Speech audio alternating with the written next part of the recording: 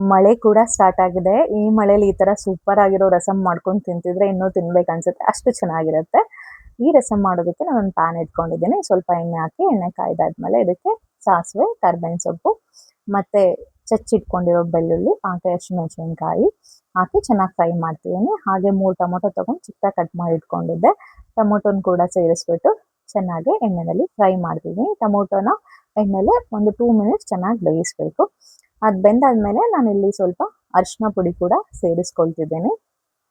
ಅರಿಶಿನ ಪುಡಿ ಸೇರಿಸ್ಕೊಂಡು ಚೆನ್ನಾಗಿ ಫ್ರೈ ಮಾಡಬೇಕು. ಹಾಗೆ ಇದಕ್ಕೆ ರುಚಿಗೆ ತಕ್ಕಷ್ಟು ಉಪ್ಪು ಕೂಡ ಸೇರಿಸ್ಕೋಬೇಕು.